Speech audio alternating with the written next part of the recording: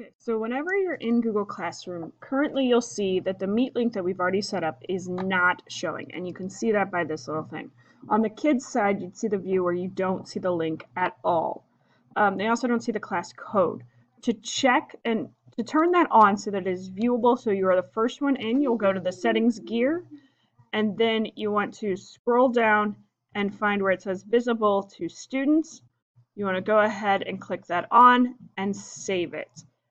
That should make it so this is showing where kids can then enter into the Google Meet. Now, I am going to enter into that with my daughters. If it doesn't show up, it does show up with it automatically refreshing on my daughter's side. So I'm going to enter into the Google Meet. I'm going to allow all this because I apparently have not done this. Dismiss that. And I am going to go ahead and we're going to turn off this video because ain't nobody need to see me. I'm going to join now. So if you're joining, wait for your teacher. So on Chase's page, what actually came up is where it says to me that she can't set up a meeting by herself. And that has actually been what shows up on her screen while they're waiting for the link. So until I actually enter into it, it says that she can't do it by herself, which is great. That's what we need it to say. And I am going to then try again now that I am entering the Meet on this screen. So if I'm entering the Meet, and I will look to see if I can get Chase to enter into the Meet. Hold on, I have to do allowances on this side. Okay, so I am going to turn off video again because we don't need to see me, and I'm going to join now. I'm also going to mute myself.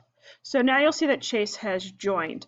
If I wanted to change that, I can go to settings and I can turn on host controls because I am the host. When I turn on this, it will make them like we can turn off sharing the screen so that they can't do that unless we really wanted to. And only hosts can send chat messages, which is kind of an iffy one for you. But if we turn this off, then she actually can't enter without that. So if I'm going to take her out of this, and then I'm going to have her rejoin, and you should see what that means for us on here. So I'm going to rejoin, and you'll see that it says someone wants to do this. And so I go ahead and I can click admit, and Chase can come in. Now, having extensions, I don't know any of that because I only have one person on there. But you will see pinning is exactly leaving that one person in the center of your screen. You'll see that Chase is muted, but it tells me I can't unmute somebody else. I can, however, remove her from the meeting at this point. I'm not entirely sure why. If I have the host control, I can't mute her. Let me see if I... So if she's unmuted, I still don't have the option to mute her. So oh, no, it says it right here. So I can mute her this way. Sorry about the echo. And only Chase Dinges can unmute herself at that point. I was curious what would happen if we raised a hand, so I'm going to click that on her side.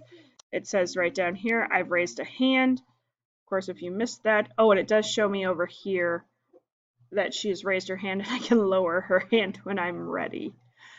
So again, I've got host controls on. If you kick somebody out, my understanding is that you have to then add them back into here if you want to let them on before you're restarting the Meet.